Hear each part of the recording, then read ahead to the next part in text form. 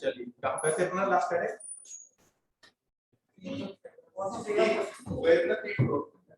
ठीक है। ईसोफेगस की अपन ने बता दिया था, बट ईसोफेगस का जो डायग्राम बना हुआ है ना, एक चीज लिख लीजिए क्या कैसे अपने डायग्राम बनाया। ईसोफेगस का डायग्राम हमने आपको लास्ट टाइम पर बताया, बनाना नहीं है, बना हुआ है आपके पास, बट एक स्ट्रक्चर ये दिखाना है इसका करिए क्या होता है। कोई भी नली हो, कोई भी डक्ट हो, कोई भी हमारी बॉडी की, हमेशा उसकी जो आंतरिक लेयर होती है, आंतरिक परत होती है, वो ऊतक पड़ा होगा आपने, उपकला ऊतक सुना ना, इसको एपिथेलियल टिश्यू कहते हैं, उपकला ऊतक या एपिथेलियल टिश्यू। तो हमेशा नली की आंतरिक सतह पर उपकला ऊतक या एपिथेलियल टिश्यू होता है, याद रखना। अब एपिथेलियल के काम अलग अलग होते हैं, जहां अवशोषण का काम करना है वहां कॉलुमर आ जाएगा, लंबवत जिसको आप पढ़ते होंगे। जहां स्त्रावण का काम करना है क्यूबॉइडल आ जाएगा, जिसका घनाकार पढ़ते होंगे। जहां पे घर्षण से रक्षा करना है, घर्षण से रक्षा करना है, तो वहां पर आपने पढ़ा होगा कूट स्तरित उपकला ऊतक, जिसको अंग्रेजी में कहते हैं stratified squamous, stratified squamous non keratinized, non keratinized ये होता है, लिख लो। तो आपका ये डायग्राम तो आपके पास बना हुआ है, बट इसमें ये वाली लेयर नहीं बताई थी मैंने, इसको बना लीजिए पहले और लिख लो स्ट्रेटिफाइड स्क्वैमस नॉन क्रेटिनाइज्ड। ये कहीं पर भी आए, इसका काम जरूर लिखना, घर्षण से सुरक्षा करना। अब बोले सर यहाँ काय का घर्षण होगा, तो क्या आप जो फूड निकल रहे हो तो सॉलिड फॉर्म में होगा कि नहीं होगा, ठोस फॉर्म में, तो उसके रगड़ खाने के कारण यहाँ घर्षण की संभावना है। हाँ घिस जाएगी तो छाले, छाले बोलेंगे तो वो धीरे धीरे वहां पे रिकवरी हो जाती है, छाले ही बोलते हैं, कहते हैं ना हमारे भोजन की नली में छाले हो गए, इसी में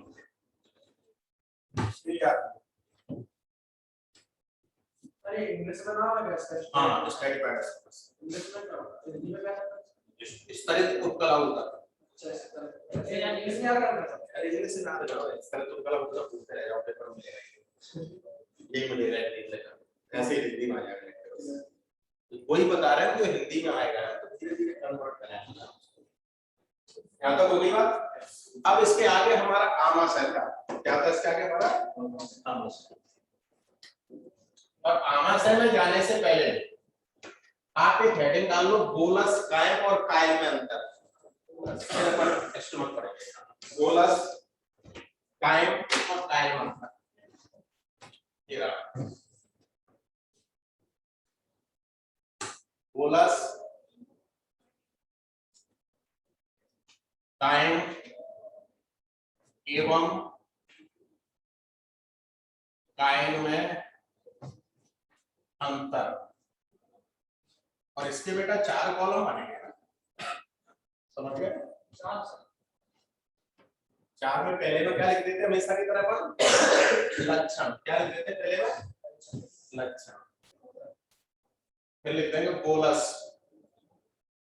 यूरेलुस, फिर बोलते हैं कायम, यही नाम याद रखने पड़ेंगे, बोलस कायम और कायल।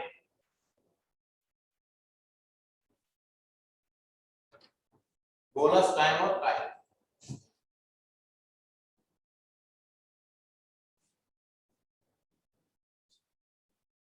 ठीक है, सबसे पहले लक्षण में पहला पॉइंट आता है परिभाषा। परिभाषा तो बोलस आप समझ लीजिए क्या होता है बोलस। जब आप भोजन को बहुत अच्छे से चबाते हो तो उसका एक पेस्ट बन जाता है जिसको आप लुगदी बोलते हो। बोलते हो ना। तो अब वो लुगदी को आप अंतर ग्रहण करके उसको निकालते हो। तो बोलस का मतलब होगा वो फूड जो हमारी मुखवा से कहा जाता है, आमाशय। ये तो होता है बोलस, क्योंकि आप निकलते ईसोफेगस के द्वारा, बट सही मायने में ईसोफेगस में तो एक रास्ता है, बट अल्टीमेट उसको पहुंचना कहाँ है, आमाशय में। तो आप बोलस की परिभाषा में क्या लिखेंगे, वो फूड या वो भोजन जो मुखवा से आमाशय में जाता है। देखो बोलस को लिखिए, मुखवा से आमाशय में जाने वाला भोजन। बोलस में लिखो मुखवा से आमाशय में जाने वाला भोजन।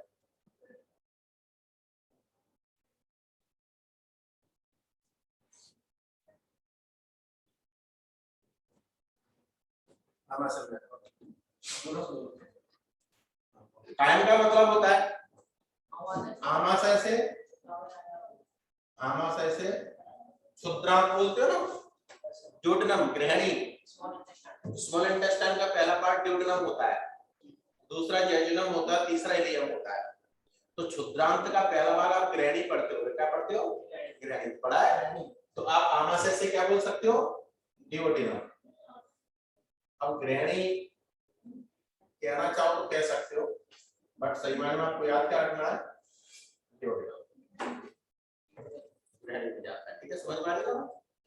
फिर आपने देखा ग्रहणी से कहां जाता है, फिर डिओडिनम जो जिसमें DEO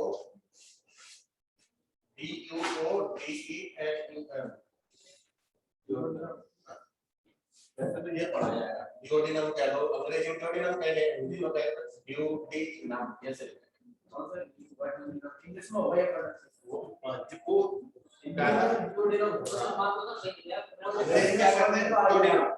ड्यूडिनम लिखेंगे, ड्यूडिनम ऐसे, बट प्रोनाउंसिएशन क्या होगा उसका,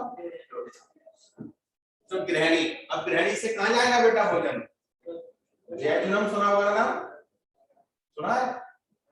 अरे ग्रहणी के कितने, सॉरी क्षुद्रांत के 3 भाग होते हैं ना, पहला ड्यूडेनम होता है, दूसरा जेजुनम होता है, तीसरा इलियम होता है, सुनिए ना। अरे इलियम को तो ये नहीं कहते, जेजुनम का जरूर दूसरा कोई नाम, जेजुनम व इलियम में जाने वाला, यही लिखो, इलियम में जाने वाला। तो ग्रहणी से जेजुनम व इलियम में जाने वाला।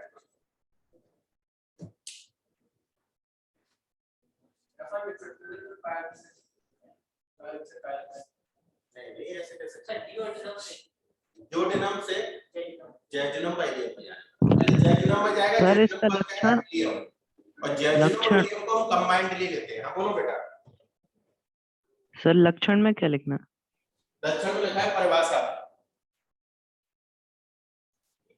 हो गया लक्षण में परिभाषा। तो परिभाषा क्या है, वो फूड जो मुखवा से आमाशय में जाता है बोलस कहलाता है, वो फूड जो आमाशय से ग्रहणी में जाता है, क्षुद्रांत में जाता है वो ग्रहणी में जाता है, ड्यूडेनम में जाता है वो क्या कहलाता है, कायम कहलाता है। और जो ड्यूडेनम से जेजुनम इलियम में जाता है वो क्या कहलाता है, कायम कहलाता है। अब ड्यूडेनम जेजुनम इलियम ये तीनों तो क्षुद्रांत के भाग है, स्मॉल इंटेस्टाइन के भाग है। जहां तक आगे बात परिभाषा क्लियर हो गई। अब बनने का स्थान, दूसरा पॉइंट डालो लक्षण में, बनने का स्थान। बनने का स्थान तो पूछा जाएगा बोलस कहां बनता है, तो आपका जवाब क्या होगा, तो कहां बनता है बोलस, मुंह में, और मुखवा में लिख दो, मुखवा में। कायम कहां बनता है, आमाशय में, आमाशय में। कायल कहां बनता है, ड्यूडेनम में, ड्यूडेनम में, ड्यूडेनम में।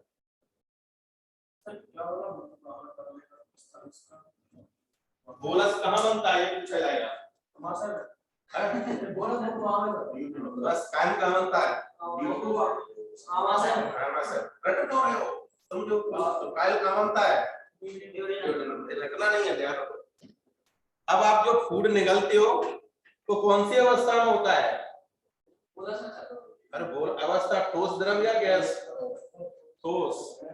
तो तीसरा पॉइंट है लक्षण में अवस्था, लक्षण में तीसरा पॉइंट अवस्था। समझ में आ रही है ना बात, हाँ नहीं आएगी, थोड़ा टाइम दिमाग लगाना पड़ेगा, बहुत कठिन चीज है। अरे यार छोड़ दिया अपने सब कुछ, छोड़, पिछले टाइम से कोई रिलेशन ही नहीं है। आपको ये तो पता ही है, पहले मुकुआ है, मुकुआ के बाद आमाशय है, आमाशय का छोटी आंत है, और छोटी आंत का पहला भाग हमारी ग्रैनी है जिसको आप कहते हैं। कंप्लीट हो गई कहानी। अब हम जो बोलस है वो मुकुआ में ही तो बनाते हैं, जितना अच्छे से पीसेंगे, जितना अच्छे से चबाएंगे उतना अच्छा बोलस बनेगा, जितना अच्छा बोलस बनेगा उतनी निगलने में क्या होगी, आसानी होगी। तो सर ये हमें इससे कंफ्यूज होता है, जैसे लक्षण लिख दिया वहां पे ऐसे लिख दिया, वहां से समझ नहीं आया बनने का स्थान वहां पे बोलस का। अब बनने का स्थान काय का जिसमें लिख रहे हो उसका, अब बनने का स्थान लक्षण होगा। अब इसमें लिख रहे हो तो बोलस का बनने का स्थान, इसमें लिख रहे हो तो कायम का बनने का स्थान, इसमें लिख रहे हो तो कायम का बनने का स्थान। सबसे अच्छा तरीका तो यही है। अब तो सर समझ आ गया वही। ठीक है, कभी पढ़ा नहीं आप लोगों ने, ऐसे सिंपल वाला, ठीक है, कोई बात नहीं है, ठीक है, और आसान रहता है ना, सर इजी। टाइम का क्या हो जाएगा, बनने का स्थान? स्टेट यानी अवस्था, अवस्था तो आपको पता है बोलस कौन सी अवस्था में होता है, ठोस। कायल कैसा होता है, ठोस नहीं, अर्ध ठोस। अरे जब स्टमक से फूड बाहर आता है, स्टमक से बाहर आता है कभी कभी, समझ गए, तो कैसा निकलता है वो, अर्ध ठोस। जनरली लिक्विड भी रहता है उसमें, ठोस भी रहता है, समझ गए, जिसको उल्टी कहते हैं, पलटी कहते हैं, वोमिटिंग कहते हैं। बोलस पता है तुमको कैसा है, ठोस है, आगे समझ में। अब आमाशय में जाके क्या हो जाता है, वो अर्ध ठोस बन जाता है, क्योंकि आमाशय तो अपने को पता है ना कैसा फूड रहता है। कभी वोमिटिंग हुई है तो कैसा आता है, वो लिक्विड आता है पूरी तरह से ठोस आता है, अर्ध ठोस आता है, पता है। अब उसके आगे अपने को नहीं पता है ना, तो वो अपना द्रव होता है, तो जोड़ना द्रव है ना, लिक्विड, लिक्विड। अरे जब तक कोई चीज बिल्कुल पानी में घुल के सरल नहीं हो जाएगी तब तक अवशोषित कैसे होगी।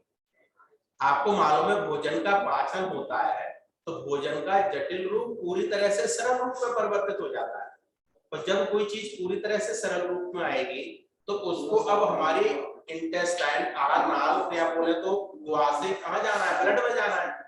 अब ब्लड में कोई चीज सॉलिड या अर्ध ठोस की अवस्था में, ठोस की अवस्था में, अर्ध ठोस की अवस्था में हो सकती है क्या, नहीं। तो ब्लड के द्वारा तब शोषण होगा, तो ब्लड में जाने के लिए उसको ब्लड जैसा होना पड़ेगा, तभी तो ब्लड के द्वारा बह पाएगी कोई चीज, नहीं है बस।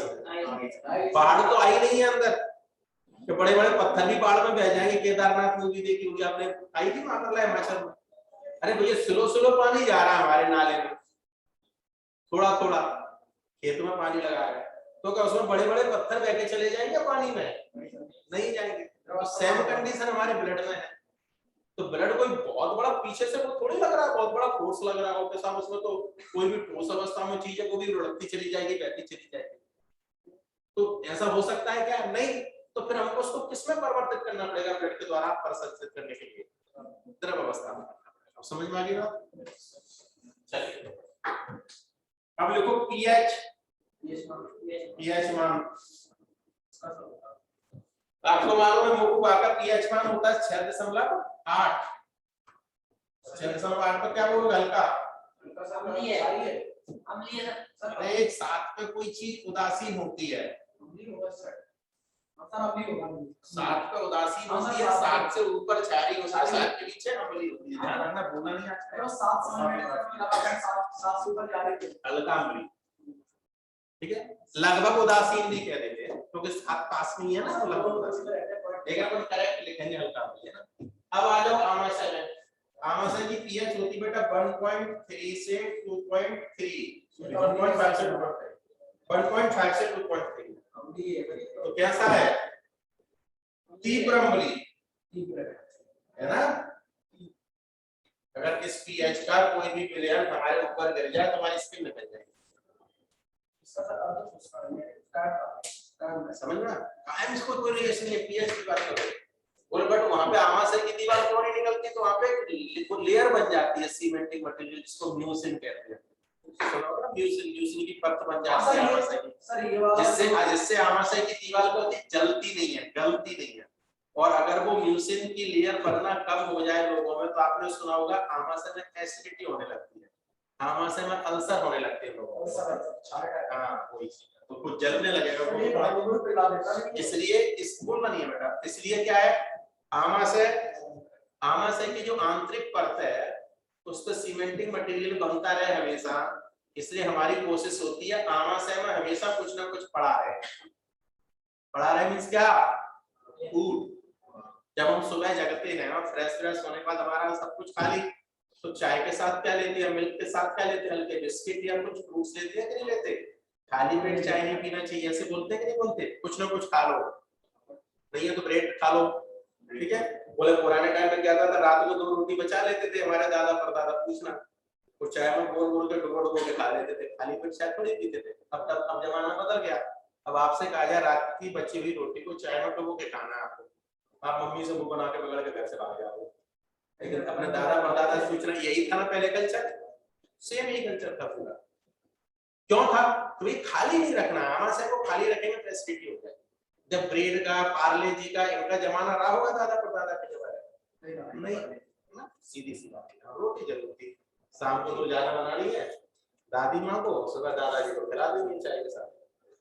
उसके पीछे रीजन था। आज की डेट में हम कुछ ना कुछ डाल के रखते हैं फिर हम क्या करते, ब्रेकफास्ट ले लेते हैं 9 बजे के आसपास, और फिर ब्रेकफास्ट बच गया, फिर अपन लंच ले लेते हैं 1 बजे के आसपास, फिर शाम को 5-6 बजे लोग फिर चाय पीते, 4-5 बजे थोड़ी नमकीन या बिस्किट फिर ले लेते हैं, और शाम को फिर क्या ले लेते हैं, डिनर ले लेते हैं। तो कुल मिला के स्टमक को बिल्कुल भर के रखते हैं। भर का मतलब कुछ ना कुछ उसमें पड़ा रहना चाहिए। अगर खाली पेट रहेंगे तो एसिडिटी हो जाएगी। एसिडिटी क्यों हो जाएगी? क्योंकि वहां पर तीन कंप्लीट सॉल्यूशन तो निकलेगा, ब्लेड से जाएगा, और अगर फूड नहीं है तो सीधा स्टमक की दीवार से टकराएगा। हालांकि स्टमक की आमाशय की दीवार पर सीमेंटिंग मटेरियल है, सीमेंट की लेयर है, परत है, लेकिन तो भी यदि बार-बार कोई चीज टकराएगी तो कुछ हद तक तो सीमेंट खराब होगी कि नहीं होगी? लेकिन फूड पड़ा हुआ है उसमें, भोजन है, तो ये इसका प्रभाव किस पर होगा? भोजन पर। अगर आपका होता है आएगी म्यूसिल एमयूसी है, म्यूसिल पढ़ेंगे भी आते हैं।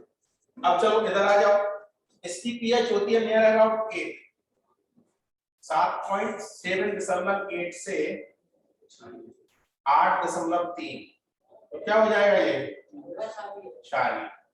तो 7.8 से 8.3 देखो जल्दी से।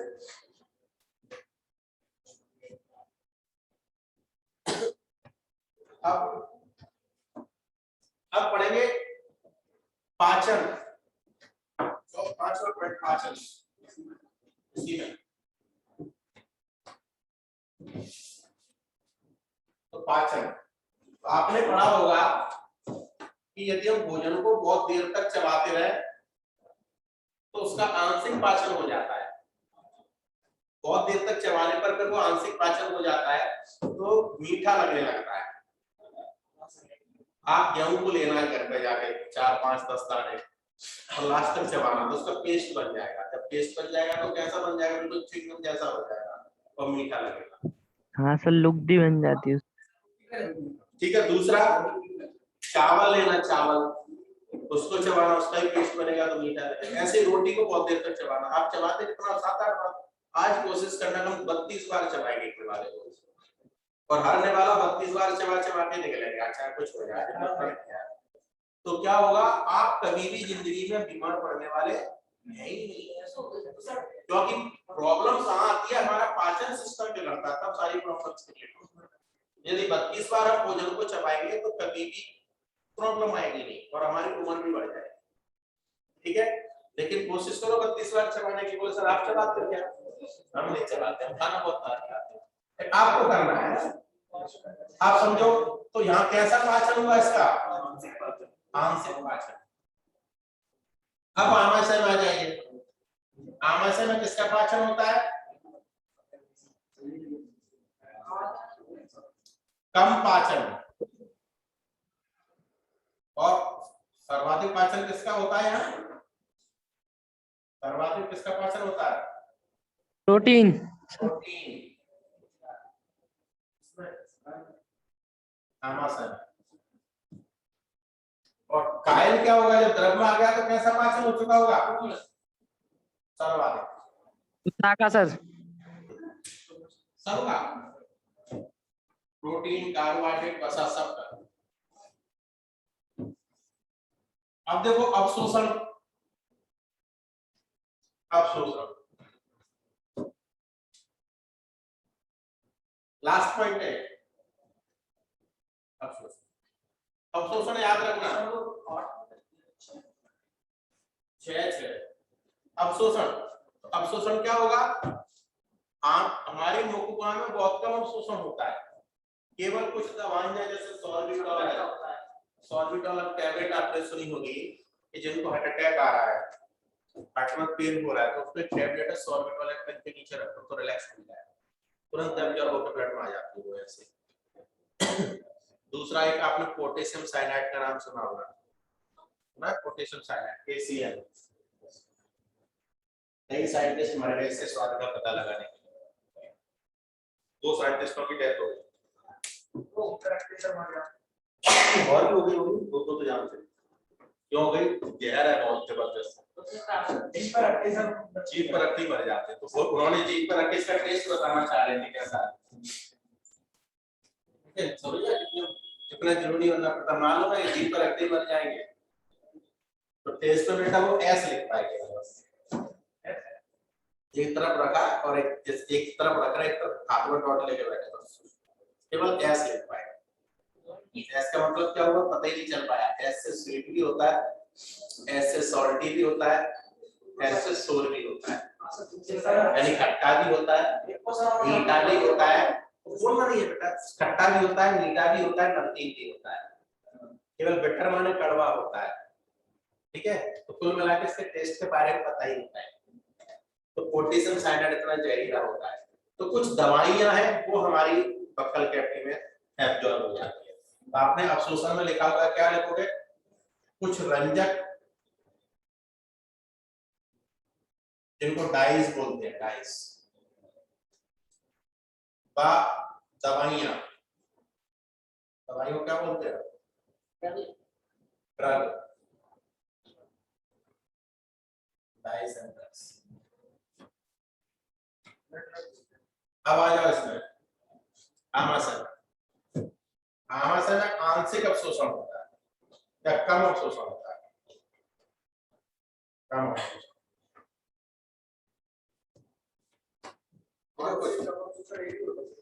आंशिक बहुत कम और कम कम, कम से भी और कम को आंशिक, ठीक है। यहाँ पे होता है सर्वाधिक अवशोषण, सर्वाधिक अवशोषण, ठीक है, हो गया।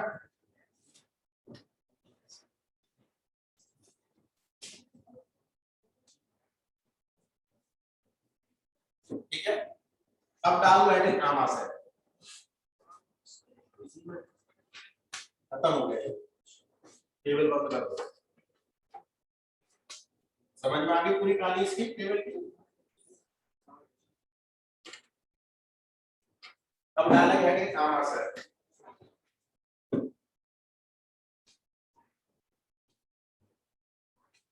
लिखिए उदर गुहा में बाएं भाग में, बाएं साइड कर देना था, उदर गुहा में बाईं तरफ, उदर गुहा में बाईं तरफ उपस्थित थैलेनुमा रचना, उपस्थित थैलेनुमा रचना, थैला बैग,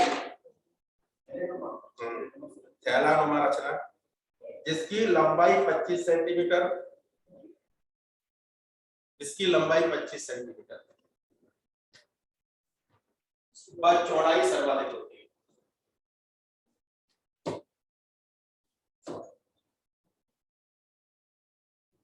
चौड़ाई सर्वाधिक होती है। आकृति जे वाली होती है, जे आकृति, ABCD FG HI जे की आकृति का होता है। कैसी आकृति होती है बेटा, जे से है। इसकी क्षमता 1.5 से 2 लीटर होती है। कितना भोजन ले सकते हैं इसमें आप, 1.5 से 2 लीटर, क्योंकि सेमी सॉलिड और लिक्विड को हमेशा अपन को लीटर में पढ़ना पड़ेगा, तो उसको अपन ग्राम में पढ़ते हैं, पढ़ा होगा ना किलोग्राम में, ग्राम में। लिक्विड को सेमी सॉलिड को क्या पढ़ते अपन, लीटर में, मिलीलीटर में। दूध जनरली क्षमता कितनी होगी, हाँ, चौड़ाई अलग अलग कंडीशन से चौड़ाई नहीं पड़ती, चौड़ाई सर्वाधिक होती है, क्योंकि हमारी पूरी एलिमेंट्री कैनाल का, पूरी आरनाल का सबसे बड़ा भाग है। देख तो आरनाल का सबसे बड़ा भाग होता है। लंबाई तो भी कई अंगों की अब 3.5 मीटर भी पड़ेंगे, 2-2 मीटर भी पड़ेंगे, 3-3 मीटर भी पड़ेंगे, बट ये सबसे लंबा है। 25 सेंटीमीटर होने के बाद भी सबसे बड़ा है, लंबा नहीं, 25 सेंटीमीटर होने के बाद सबसे बड़ा है, क्योंकि इसकी चौड़ाई क्या है, बहुत ज्यादा है। आरनाल का सबसे बड़ा भाग होता है,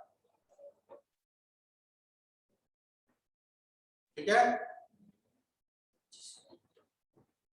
इसके 4 भाग होते हैं, क्या बोला तो कितने भागों में बटा रहता है, ये 4 भागों में बटा रहता है, लेकिन 3 गलत पढ़ा है, 4 कर लो ना, बना के बता रहे हैं ना। कितने भाग होते हैं, 4।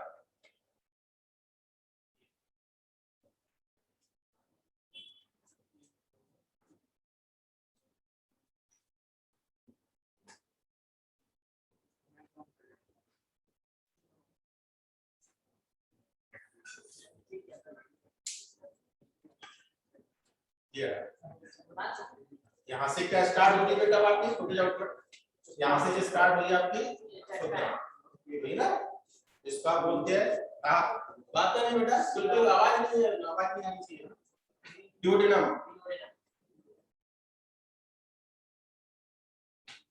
ये होता है पाइलोरिक कपाट, पाइलोरिक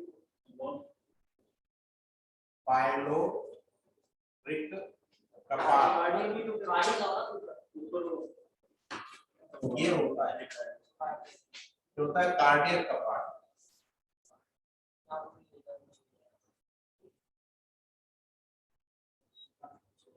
कपाट ये वाला भाग देखो अवतल है कि नहीं है, है ना, इसको बोलते लेसर कर्वेचर, छोटा कर्वेचर, कर्व माने एंगल बनता है उसको कर्वेचर, जो होता है बड़ा कर्वेचर।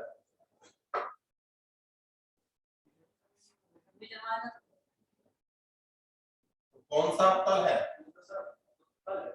उत्तर है, ये कैसा है, याद तो है, कर लेंगे, ये भी बताना पड़ेगा। और क्या, ये वाला पार्ट होता है कार्डियक। तो पहले फूड कायम आएगा हमारे से कार्बन से ईसोफेगस से, ईसोफेगस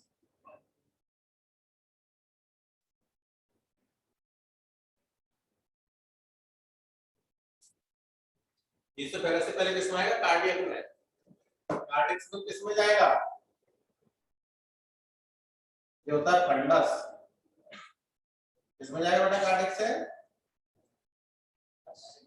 फंडस, और फंडस से फिर कायम आएगा, पढ़ा होगा ना आपने, बॉडी, बॉडी से फिर कायम आएगा पाइलोरिक में, या पाइलोरस बोलते हैं, पाइलोरिक। तो फूड का रास्ता कैसे कैसे होगा ये और देखते मिलेगा आपको, बॉडी क्या होगा फूड का रास्ता, फूड का रास्ता आमाशय में क्या होगा, पहले बताओ जल्दी बोलो,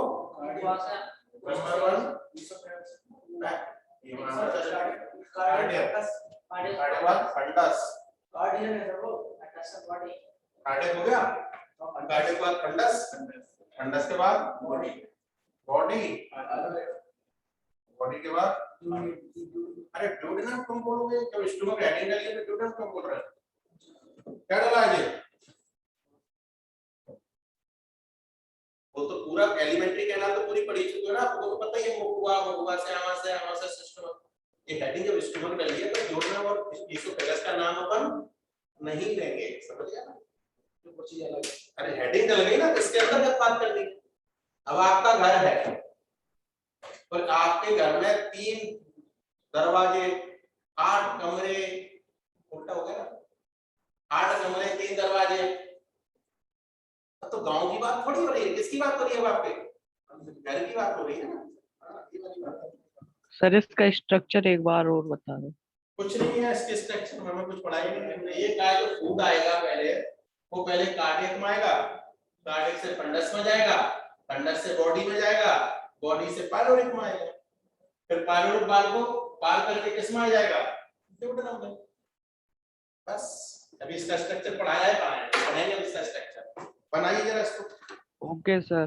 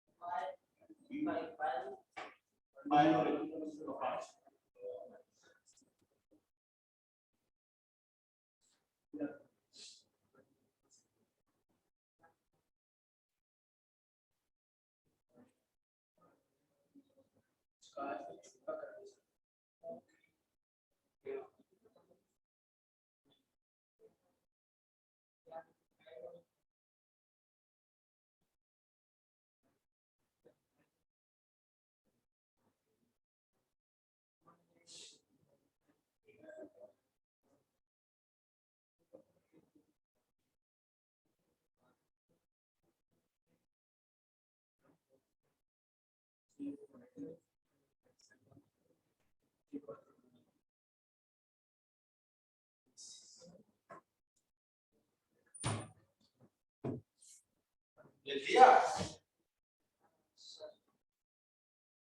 तो भोजन का रास्ता तो हमने हेडिंग डलवाई थी, लिखने की जरूरत है नहीं, बाकी चीजें लिख लेते हैं। अब इसमें भी नहीं लिखना है, छोटा कर्व अवतल शेप होता है, लिखा ही है। बड़ा कर्व कैसा होता है, उत्तल की आकृति का होता है। आमाशय के जनरली कितने भाग होते हैं, 4। पहले कार्डियक में आता है फूड, फिर फंडस में जाता है, फिर बॉडी में जाता है, और फिर पायलोरिक। पायलोरिक बाल किसके बीच में होता है, तो आमाशय के पायलोरिक पार्ट और ड्यूडेनम के बीच में। कर लेंगे कि नहीं कर लेंगे? पायलोरिक बाल को पार करके जो फूड आगे बढ़ेगा उसको क्या कहोगे, तरह बता दो। इस पायलोरिक दरवाजे को पार करके जो फूड इधर आएगा वो क्या कहलाएगा, बोलस, काइम या काइम? आगे हमने कहा इस कार्डियक बाल को पार करके जो फूड आमाशय में आएगा वो क्या कहलाएगा, बोलस। हमने कहा यदि कार्डियक बाल उल्टा खुल गया है तो जो बाहर निकलेगा वो क्या होगा, समझ में आ गया ऑब्जेक्टिव? ये आपके पीएमटी का ऑब्जेक्टिव है। लिखने की जरूरत तो नहीं बेटा, समझ में आ गया सबको? अब क्या होता है, अब ये ऑर्गन है, अगर इसको हम फिक्स नहीं रखेंगे अपनी दरवाजा की कैविटी में, जोड़ेंगे नहीं तो मचलता रहेगा ना, भर गया वो इधर जुड़ गया, पता चला चलो वॉशरूम के दर्द फिर इधर चलो इधर 1.5 से 2 लीटर चीज भर के आप चल रहे हो, अगर इसको फिक्स नहीं करोगे तो मटकेगा कि नहीं मटकेगा? इसलिए इसको फिक्स करने के लिए यहाँ पे हम कुछ फोल्ड लगाते हैं स्किन के, त्वचा के फोल्ड, इसको ओमेंटम कहते हैं। क्या कहते हैं? ओमेंटम। ओमेंटम का मतलब होता है त्वचा के फोल्ड, जो आमाशय को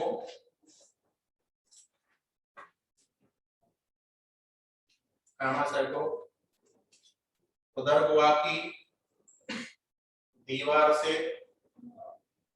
क्या करते हैं, जोड़े रखते हैं, जोड़ते हैं। समझ में आ गया? इससे अपनी जगह पर क्या बना रहेगा, ये स्थिर, फिक्स। लिख लो, तो कुछ लिखने की जरूरत नहीं है, सारी चीजें डायग्राम में लिख दी।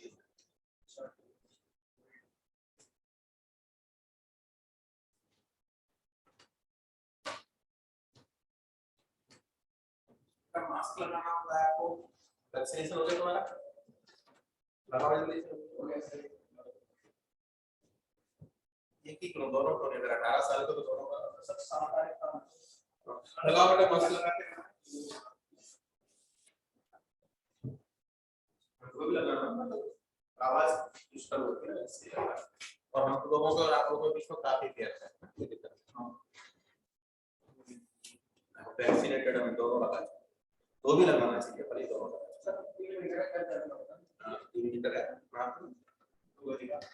चले आगे। अब लिखिए आमाशय की अनुप्रस्थ काट, अगला है। आमाशय की अनुप्रस्थ काट।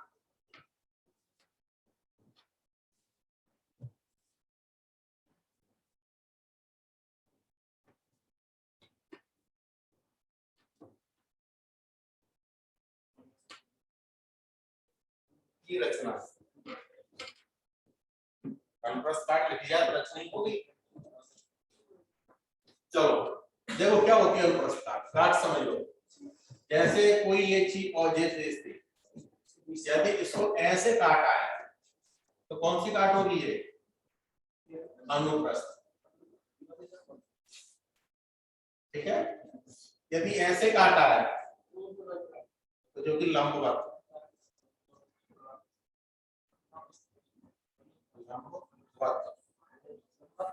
ठीक है, इसी को अनुदैर्ध्य भी बोलते हैं।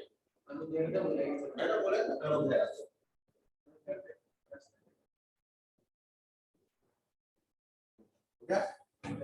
यदि इसको ऐसे काटा है तो बोलते हैं तिरछी काट। ये ध्यान रखना, यदि हमने अनुप्रस्थ लिया है तो ऐसे काट है। क्लियर? तो क्या दिखेगा ऐसे काटने पर? ये दिखेगा। ठीक है, तो हमको क्या दिखाई देगा? गैस्ट्रिक ग्लैंड्स दिखाई देगी, और गैस्ट्रिक ग्लैंड से हमको पड़ती है। तो आमाशय की अनुप्रस्थ काट, उसमें डैश करके लिखो। आमाशयी ग्रंथियां, आमाशयी ग्रंथियां दिखाई देती है। आमाशयी ग्रंथियां दिखाई देती है, तो बेसिकली हमको आमाशयी ग्रंथि पढ़नी है। इसलिए हम आमाशयी ग्रंथियों की अनुप्रस्थ काट भी बोलते हैं। इसलिए हम आमाशयी ग्रंथियों की अनुप्रस्थ काट भी बोलते हैं। तो आमाशय की अनुप्रस्थ काट को आप क्या बोल दोगे? आमाशयी ग्रंथियों की अनुप्रस्थ काट।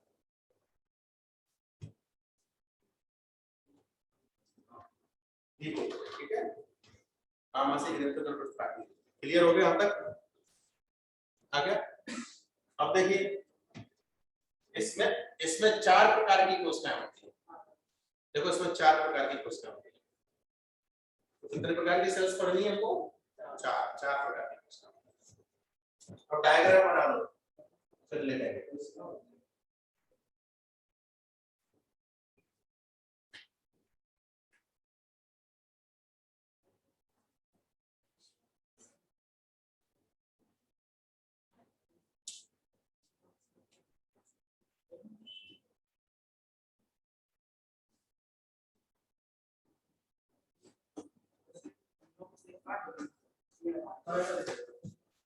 ठीक, इसको बोलते हैं पैप्टिक सेल।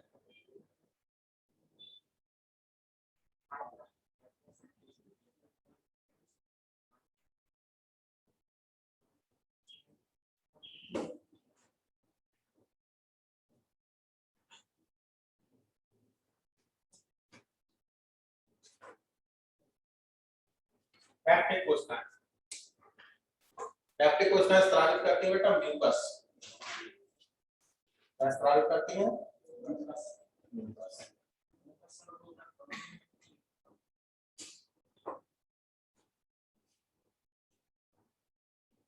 क्या स्रावित किया पैप्टिक कोशिकाओं ने? म्यूकस। ये म्यूकस ही, ये म्यूकस ही म्यूसिन की परत बनाता है। की परत बनाता है, जिससे आपको पता है क्या हो जाएगा? इससे आमाशय की दीवार जलने से बच जाएगी। अब ये नहीं लिखेंगे, तो परत बनाती तो आपको पता है कितना ध्यान रखना पड़ेगा जिससे आमाशय जलेगा। जलने से बचाने के लिए, चाहो तो लिख सकते हो, छालों से बचाने के लिए।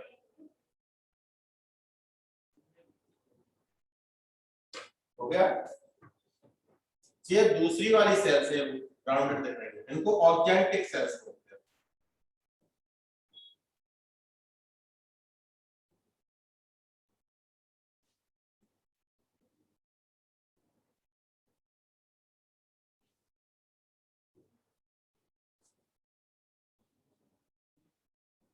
ऑब्जेक्टिव कोशिका ये एक्सियल स्त्राव करती है, जानते हो हाइड्रोक्लोरिक एसिड, इसके कारण ही पीएच कितनी रहती है 1.5 से 2.3, तो ये जितनी प्रमुख होता है एसियल बड़ा बड़ा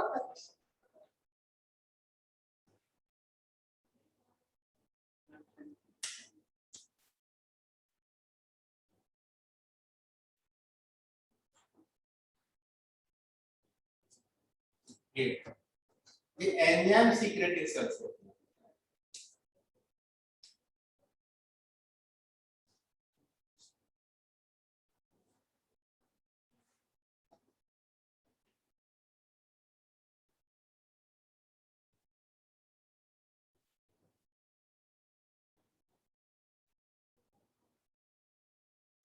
तो किसको सीक्रेट करती है एंजाइम स्त्राव।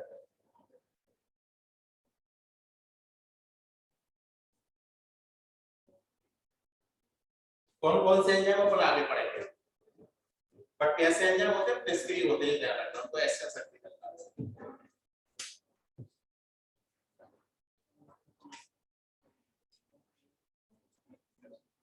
यहाँ चौथे प्रकार की सेल्स होती है कार्डियक सेल्स।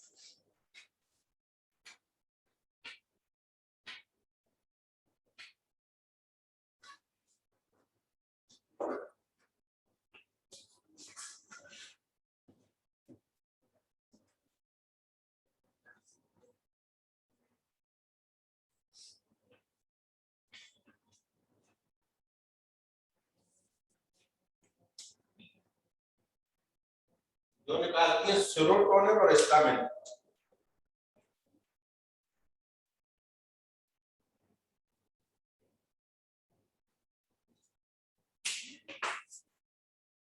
हिस्टामिन का काम आपने पढ़ा, क्या करता है किसी भी चीज को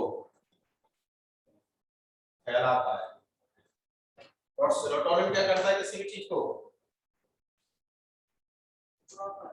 सिकोड़ता है।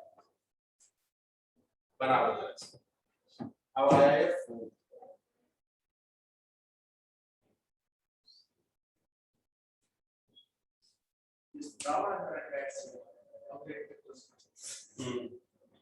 ऑब्जेक्टिव कोशिका स्त्रावित करती है एसिड। नीचे की तरफ जाओ तो उससे निकल रहा है।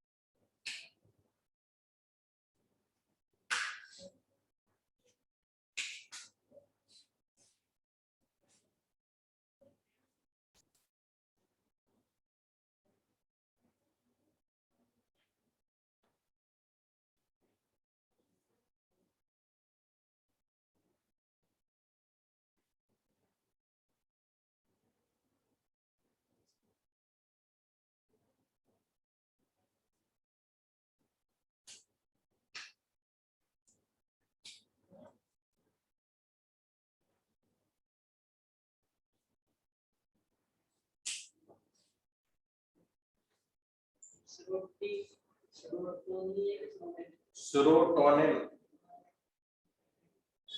हिस्टामिन,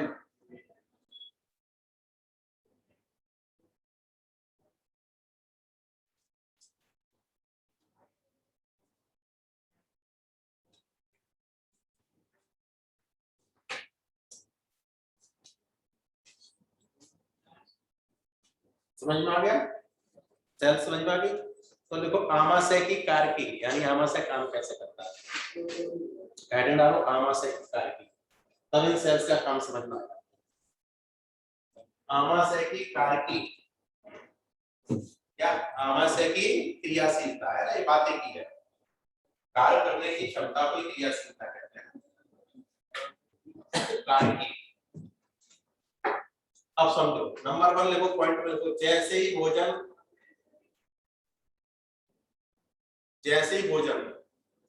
आमाशय की दीवार से टकराता है, जैसे ही भोजन आमाशय की दीवार से टकराता है।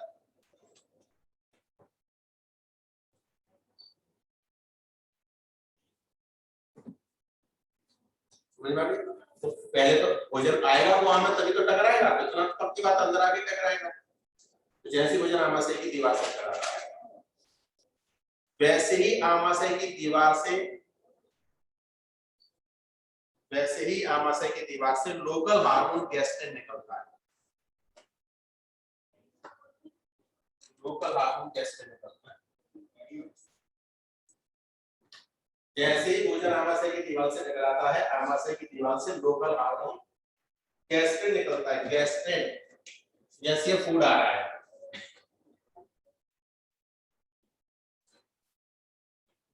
ये टकराया तो क्या निकला यहां से? गैस्ट्रिन।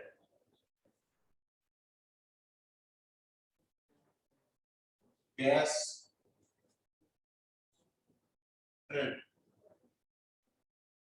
गैस्ट्रिन। समझ में आ गई बात? बोले सर लोकल हार्मोन क्यों कहा आपने? दो कंडीशन समझो। जनरली जो हार्मोन वर्ड है वो उन रसायनों के लिए उपयोग में लाया जाता है जो रसायन ब्लड के द्वारा संचरित होते हैं। तो आपने पढ़ा होगा हार्मोन अंतःस्रावी ग्रंथियों से निकलते हैं, रक्त में आ जाते हैं, रक्त के द्वारा पूरी बॉडी में परिसंचरित होते हैं और अपने कार्य पे जाके काम कर पाते हैं जहां उनको काम करना टारगेट होता है। लेकिन लोकल हार्मोन ऐसा है जो ब्लड में नहीं जाएगा, ये वहां नहीं रहेगा। नली वाले हार्मोन को अपन लोकल हार्मोन कहते हैं, जिसके अपने पास स्वयं की नली हो। जनरली हार्मोन के पास स्वयं की नलियां नहीं होती, ब्लड के द्वारा जाती है। तो बोले सर नलियां किसके पास होती है? नलियां एंजाइम्स के पास होती है। एंजाइम हमेशा नलियों के द्वारा जाते हैं।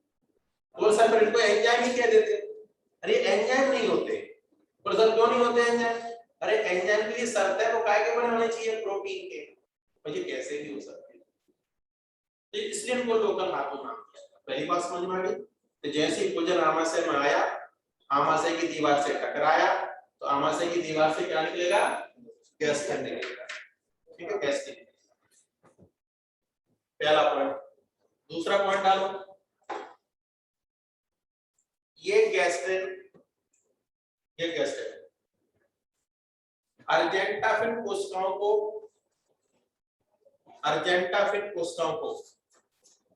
उत्तेजित करता है। अर्जेंटाफिन कोशिकाओं को उत्तेजित करता है। देखो डायग्राम में दिख रहा है। अरे कोई भी केमिकल हो, हार्मोन का काम क्या होता है? मैसेज की तरह काम करना, संदेश पाठ की तरह काम करना। और संदेश पाठ कभी भी किसी भी क्रिया में खुद से पार्टिसिपेट नहीं करते। समझ रहा? तो यहां से निकला और जाके इनको उत्तेजित किया, जिससे उत्तेजित करते हैं, जिससे अर्जेंटाफिन कोशिकाएं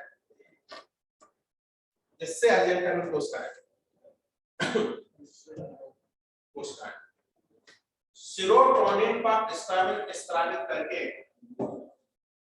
सेरोटोनिन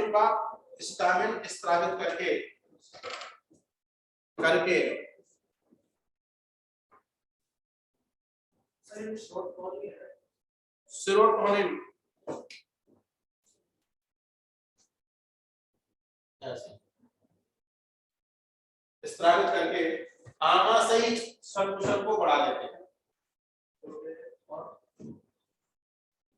सेरोटोनिन को स्त्रावित करके आमाशयी संकुचन को बढ़ा देते हैं। संकुचन को बढ़ा देते हैं। बोल सर संकुचन बढ़ेगा। अरे संकुचन बढ़ेगा तो बीच में क्या लाना पड़ेगा? शीतलन भी तो लाना पड़ेगा, तभी तो संकुचन बढ़ेगा। इसलिए बात हमेशा संकुचन की होती है, शीतलन की नहीं होती। क्योंकि संकुचन के लिए क्या लगती है? हमेशा एनर्जी लगती है। ठीक है, संकुचन होगा तो शीतलन भी तो होगा, तभी तो संकुचन होगा। बढ़ा। अब कैसे बढ़ा? तो यहाँ से आपको याद रखना पड़ेगा कैसे बढ़ गई सर आमाशय की संकुचन। तो आमाशय को सिकुड़ने का काम किसने किया? सेरोटोनिन। और आमाशय को फैलाने का काम किसने किया? तो बार बार सिकुड़ा, बार बार फैला, बार बार सिकुड़ा, बार बार फैला। क्लियर हो गई? अब अगली लाइन, जिससे आमाशयी ग्रंथियों में उपस्थित कोशिकाओं का स्त्राव बढ़ जाता है। जिससे आमाशयी ग्रंथियों में उपस्थित कोशिकाओं का स्त्रावण बढ़ जाता है।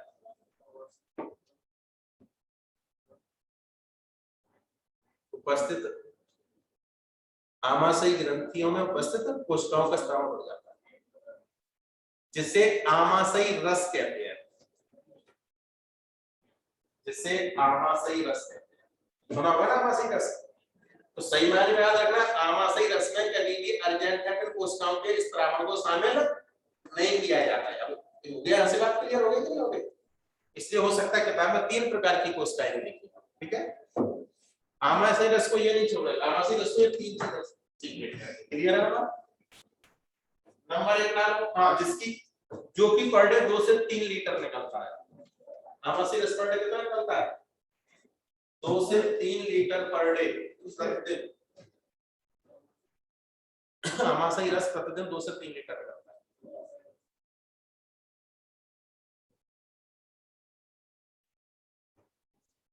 अब डालो पहली कोशिका, देखो तो पेप्टिक कोशिका। हाँ, देखो पेप्टिक कोशिका छोटी हेडिंग है ना उसमें। देखो म्यूकस स्रावित करती हैं,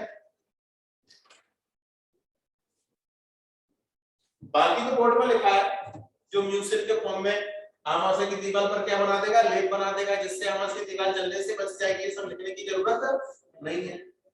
दूसरा डालो, मुख्य कोशिका या एंजाइम स्रावित कोशिका है। मुख्य कोशिका है या एंजाइम स्रावित कोशिका है। मुख्य कोशिका, मुख्य को चीफ सेल बोलते हैं ना, मुख्यमंत्री, चीफ मिनिस्टर, चीफ मान होता मुख्य। आजकल चीफ गेस्ट कौन है? मुख्य अतिथि बोलते हैं कि नहीं बोलते?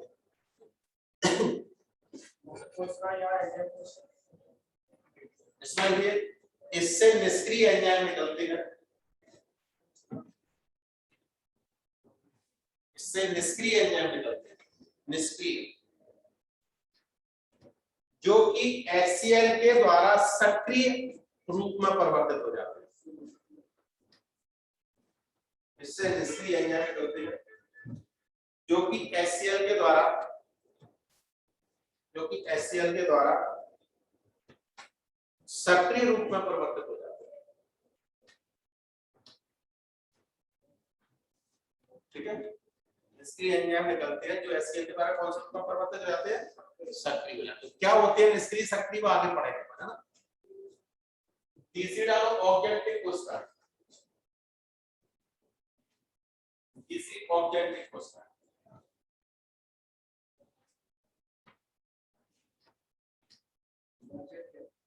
ऑब्जेक्टिव कोशिका ये बड़ी होती है, ये आकार में बड़ी होती है। ध्यान रखना, पूछी जाए तो सबसे बड़ी कोशिका कौन सी होती है स्टमक में? ऑब्जेक्टिव, आकार में बड़ी, जो कि HCl निकालती है, जो कि HCl स्रावित करती है।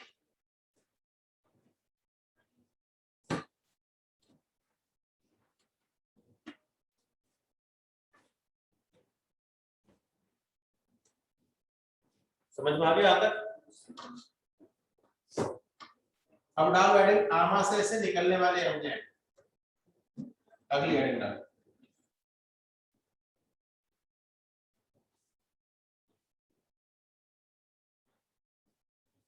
आमाशय से निकलने वाले एंजाइम।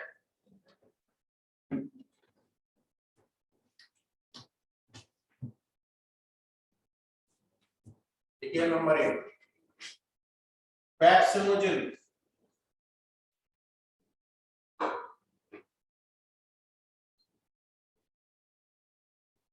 पैप्सिनोजेन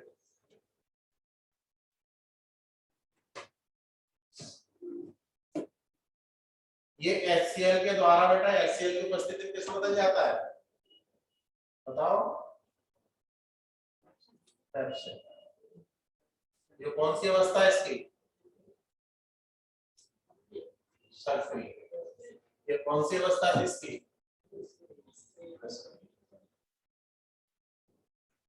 ओके। दूसरा देखो रेट्रोरेनिन।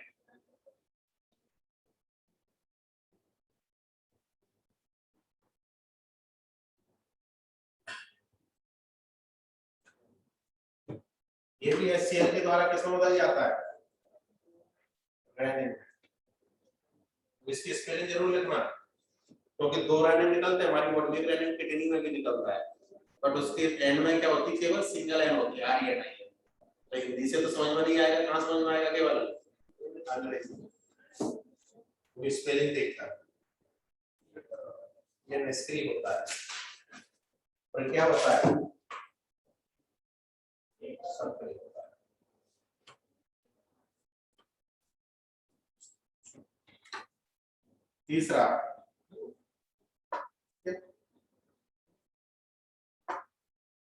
तीसरा लोग स्टिएप्सिन।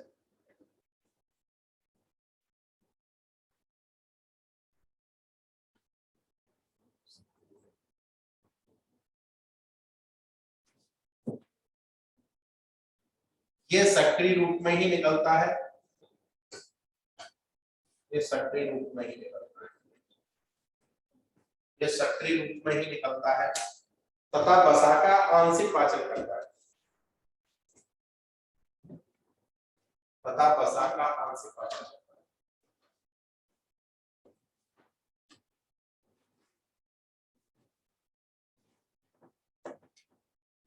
समझ में आ गई?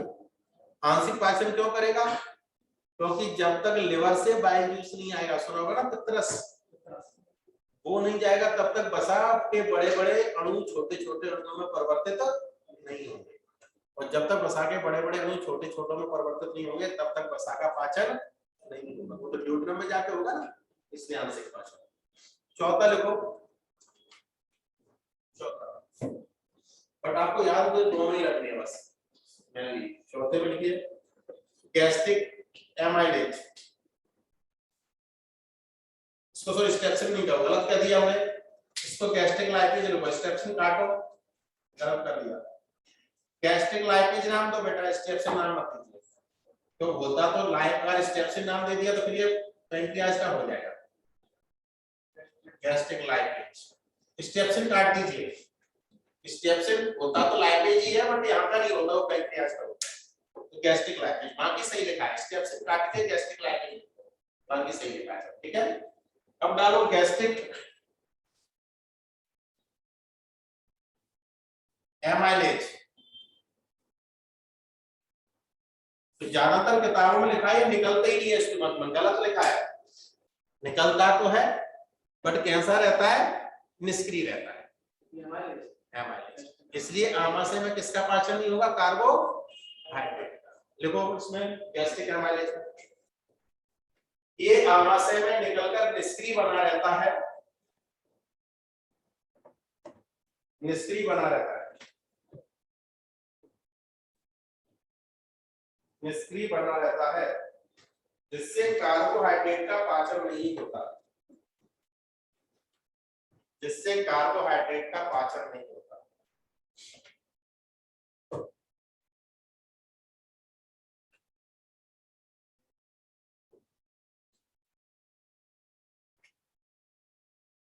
जिससे कार्बोहाइड्रेट का पाचन, ये आया पीएमटी में, कौन से फूड का पार्ट है जो आमाशय में पाचन नहीं होता, तो क्या करोगे, कार्बोहाइड्रेट।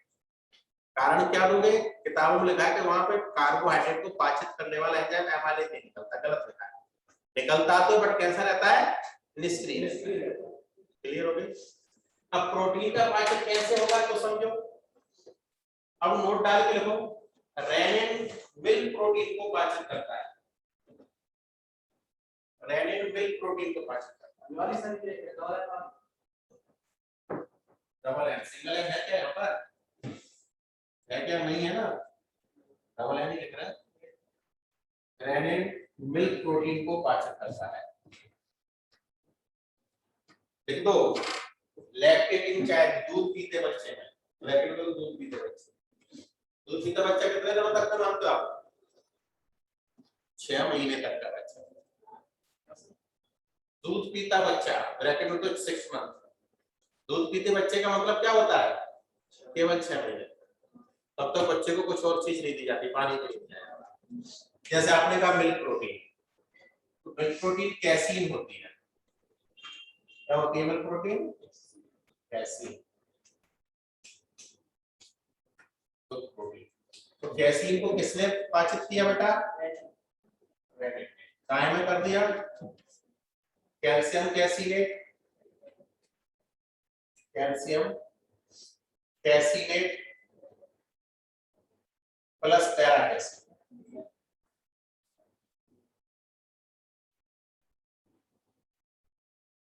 ये बन गया कैल्शियम कैसीलेट बनकर क्या बन गया? पैराकैल्शियम। लेकिन हिंदी में क्या पढ़ लो, देखो पैरा कैल्शियम बन गया। अब इस पे कौन काम करेगा बताओ जल्दी से? पेप्सिन। और क्या बन जाएगा? तो देखो सबसे पहले हमने प्रोटीन को किसमें पाचित किया था पहले ही दिन? प्रोटीओ जेएच प्लस, ढूंढो ऐसे नहीं काम चलेगा, करना पड़ेगा। पेप्टोन से याद है बदल गई। अब चूंकि अब हम क्या करेंगे, हम तो दूध पीते बच्चे नहीं है, तो हमने क्या लिया सीधा प्रोटीन। कैसे ली प्रोटीन आपने? जिससे भी लेना है, नॉन वेज से, दूध से, अंडे से, दाल से। बट सब क्या कहलाएगा? फूड प्रोटीन ही तो कहलाएगा। चाहे दूध ले लो, चाहे अंडा ले लो, चाहे मिल्क ले लो, सब क्या होगा? प्रोटीन ही तो होगा, फूड प्रोटीन। कौन पाचन करेगा फूड प्रोटीन को? हमारे केस में सीधा पेप्सिन। तो क्या बन जाएगा हमारे केस में सीधा फूड प्रोटीन से? Protein is peptones. बच्चे में भी प्रोटीन इज पेप्टोन्स बनेगा, दूध पीते बच्चे। बट उसमें कैसे बनेगा? दो चरणों में बनेगा। समझ में आ गई ये वाली चीज? ये किसके लिए था नंबर 1 और ये नंबर 2 को? ये किसके लिए था? लैक्टेटिंग चाइल्ड बोलते हैं इसको, लैक्टेटिंग चाइल्ड। लैक्टेटिंग चाइल्ड का मतलब दूध पीता बच्चा। कितने टाइम तक? 6। समझ में आ गई पूरी कहानी सबको? और क्योंकि हमारे केस में क्या होता है, रेनिन निष्क्रिय हो जाता है, क्योंकि जैसे ही हम खाना खाना स्टार्ट करते हैं रेनिन निष्क्रिय हो जाता है। तो लिख लो नोट डाल के, खाना खाने वालों में, खाना खाने वालों, तो ब्रैकेट में कह सकते हो 6 मंथ के बाद, और कहना चाहो 1 वर्ष के बाद, है ना? और कहना चाहो पूरी तरह से 6 मंथ के बाद। सही तो 6 मंथ ही है, या 1 वर्ष के बाद। पर टिक किसको करोगे अगर दोनों आ गए तो? 6 मंथ के बाद रेनिन निष्क्रिय हो जाता है। रेनिन निष्क्रिय हो जाता है।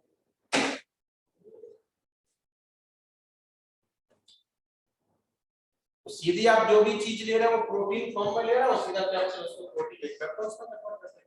समझ में आ गई पूरी कहानी? कोई प्रॉब्लम नहीं? सब क्लियर हो गया आज का? बेटा समझ में आ गया सबको? Yes sir. ठीक है,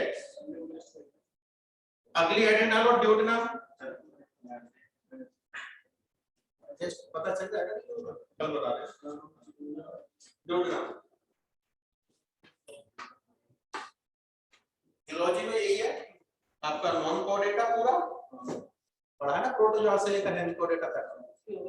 ठीक है, और आपका अरे हो जाएगी तब तक तो आता रहेगा, और डाइजेशन जहां तक हो जाएगा वहां तक, जब अपनी क्लास होगी जहां तक हो जाएगा वहां तक आएगा। ठीक है, तो लिख लेंगे। टेस्ट आपको मिल गया होगा, टाइम टेबल में मिल गया, अभी आज मिल जाएगा, तो आपका पूरा नॉन कोडेटा आएगा और ये आएगा जहां तक हो जाएगा। ठीक है, ज्यादातर इसी में से डाल देंगे।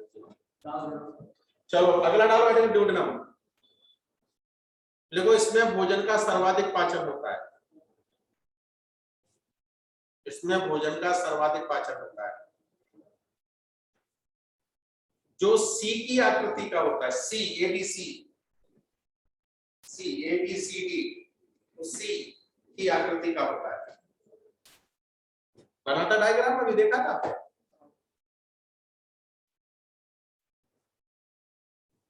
आमाशय तथा ड्यूटेनम के जोड़ पर पाइलोरिक कपाट होता है। आमाशय तथा ड्यूटेनम, जिसको ग्रैनी कहते हो, के जोड़ पर पाइलोरिक बाल होता है। ये लिखा था पाइलोरिक कपाल, बाल माने कपाल, जो तभी खुलता है जब आमाशय में भोजन की पिसाई अच्छे से हो जाती है। जो तभी खुलता है जब आमाशय में भोजन की पिसाई अच्छे से। प्लस पाइलोरिक कपाट होता है, कुछ नहीं खोला। खुलेगा कब? जब आने वाला आने के लिए क्या हो जाएगा, सक्षम हो जाएगा। नहीं हम कुछ नहीं बोल रहे हैं, समझो। जब कब खोलेगा पाइलोरिक कपाट? जब कोई चीज आ रही है वो आने लायक में सक्षम होगी तभी तो खोला जाएगा। हर किसी को थोड़ी अंदर ले लिया जाएगा। तो वो कहां से आ रहा है डोडेनम आने वाला फूड? आमाशय से। तो आमाशय से कब आएगा डोडेनम में फूड? जब आमाशय में फूड की पिसाई क्या हो जाएगी, अच्छे से खत्म होगी। यहाँ तक क्लियर है सबका? तो इसको अच्छे से पढ़ना, आज की क्लास सही कर। कोई पूछ रहा हो तो पूछिए, कोई चीज समझ में नहीं आई हो। समझ में आ गया सबको बेटा? Deepak, Rohit, yes sir. Yes sir. Monu slip हो गए, मोनू पे मोनू चले गए।